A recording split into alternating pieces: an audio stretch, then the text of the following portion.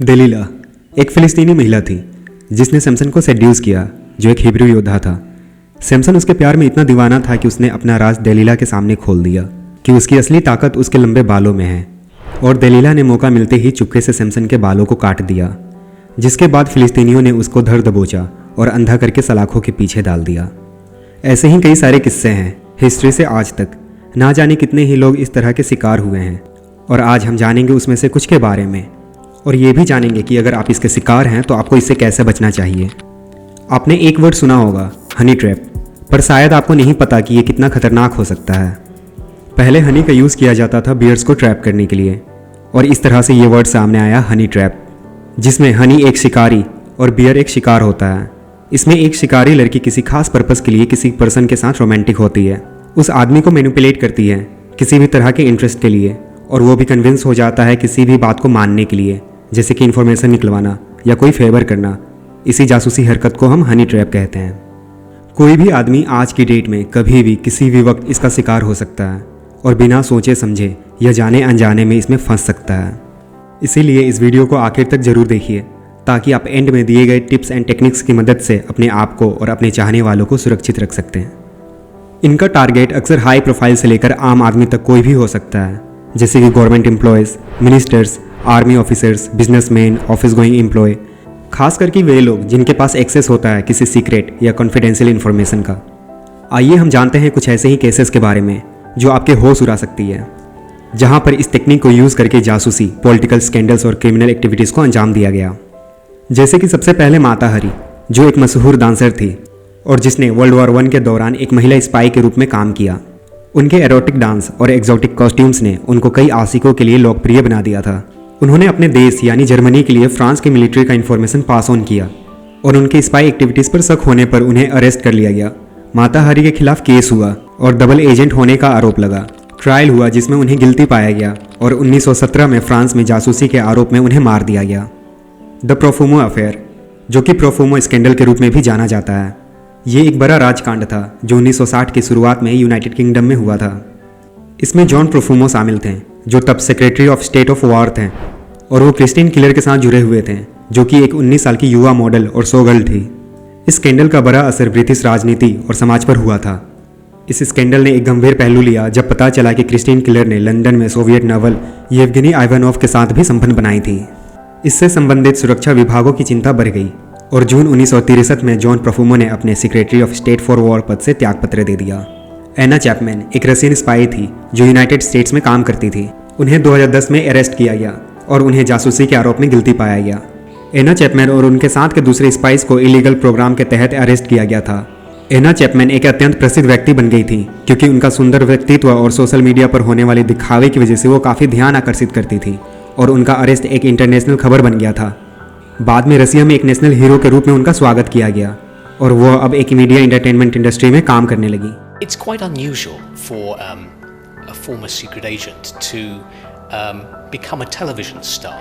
I will never deny and I will never confirm the fact. ऐसे ही बहुत सारे Honey trapping हुए हैं इंटरनेशनल लेवल पर, जिन्हें गूगल करके आप डिटेल में पढ़ सकते हैं। और इंडिया में भी कई तरह के हनी ट्रैप के इंसिडेंट्स हुए हैं, जिसमें हमारी सीक्रेट इन्फॉर्मेशन दुनिया के साथ लीक हो गई। ऐसे कुछ बहुत ही फेमस इंसिडेंट्स में से सबसे पहले है गोर्स्कोव मिस्ट्री। कोमोडोर सुखजिंदर सिंह, जो एक नवल ऑफिसर थे जिनकी पोस्टिंग रसिया में थी 2005 से 2007 के दौरान। वहाँ पर वो एक रसियन लड़की के साथ बहुत ही ज़्यादा नज़दीकी रिलेशनशिप में थे, और ये अंदाज़ा लगाया जाता है कि इन्हें हनी ट्रैप में फंसाकर नेगोशिएशन डील, जिसको कॉन्ट्रैक्ट के हिसाब से $974 मिलियन में किया जाना चाहिए था, उससे इन्होंने $2.33 बिलियन में फाइनलाइज किया। इसको एक कंप्लीट नेगोशिएशन फेलियर कहा जाता है। बाद में सिंह को निलंबित कर दिया गया, और एडमायरल गोर्स्को को ही हम सब INS विक्रमादित्य के नाम से जानते हैं। 2010 में इंडियन डिप्लोमेट माधुरी गुप्ता को पाकिस्तान के इस्लामाबाद में जासूसी के आरोप में गिरफ्तार किया गया। उन पर एक पाकिस्तानी खुफिया एजेंट द्वारा हनी ट्रैप में फंसाए जाने के बाद पाकिस्तानी खुफिया एजेंसीज को सीक्रेट इन्फॉर्मेशन शेयर करने का आरोप लगाया गया था। 2021 में पुणे में DRDO के साइंटिस्ट प्रदीप को ATS ने हनी ट्रैप का शिकार होने के आरोप में गिरफ्तार किया था। उन पर व्हाट्सएप के थ्रू पाकिस्तानी खुफिया एजेंट्स के साथ बातचीत और सीक्रेट इन्फॉर्मेशन शेयर करने का आरोप लगा। एक इंडियन एयरफोर्स पर फेसबुक के जरिए हनी ट्रैप का शिकार होने का आरोप लगा, जहां पर लड़की ने अपने आप को दामिनी मैकनॉट के नाम से प्रेजेंट किया और बताया कि वो डिफेंस जर्नलिस्ट है UK से। हमारे ऑफिसर ने सीक्रेट डॉक्यूमेंट शेयर किए उसके साथ, जिसमें भारत की एयर कॉम्बैट एक्सरसाइज का जिक्र था। फिर उसके बाद वो लड़की जैसे गायब ही हो गई। बाद में पता चला कि वो पाकिस्तान की ISI एजेंट थी।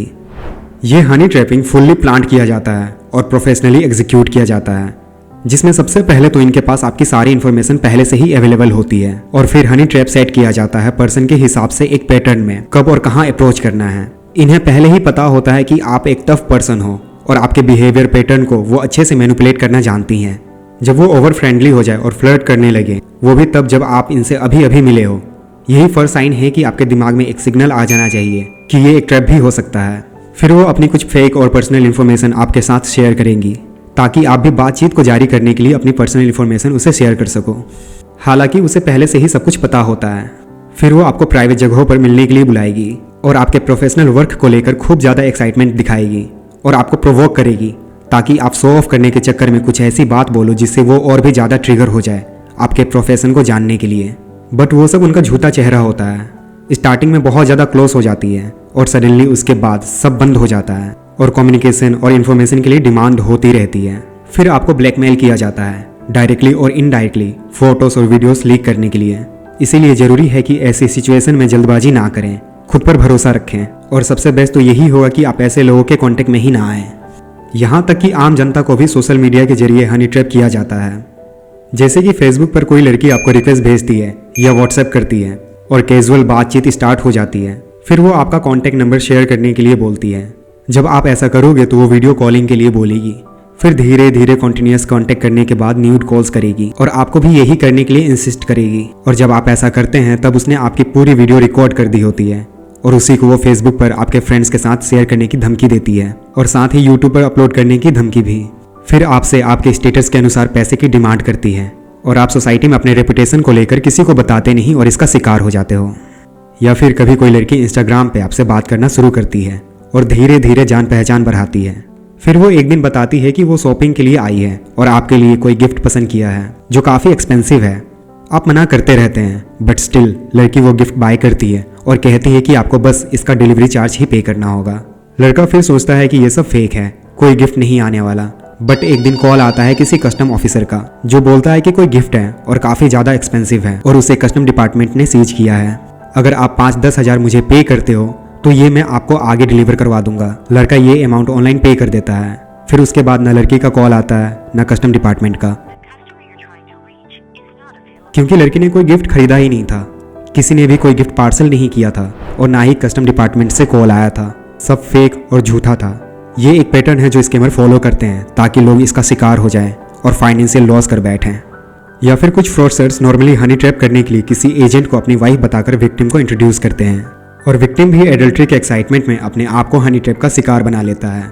फिर उसकी उल्टी सीधी वीडियो रिकॉर्ड करके उसको ब्लैकमेल किया जाता है और ऐसे ट्रैप्स अक्सर दिल्ली, नोएडा, गुड़गांव में देखने को मिलता है। अब इसमें फंसने का क्या क्या कॉन्सिक्वेंसेस हो सकता है। अगर आपको हनी ट्रैप किया जा रहा है तो आप समझ लो कि आप बहुत बड़ी मुश्किल में पड़ गए हो। वो आपसे बहुत बड़ी अमाउंट की डिमांड कर सकती है या किसी सीक्रेट इन्फॉर्मेशन की।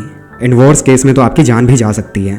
इसीलिए हमें किसी को ठीक से जाने बिना अपनी कोई भी इन्फॉर्मेशन शेयर नहीं करनी चाहिए। अगर आप इसके शिकार हो जाते हैं तो आपको क्या करनी चाहिए?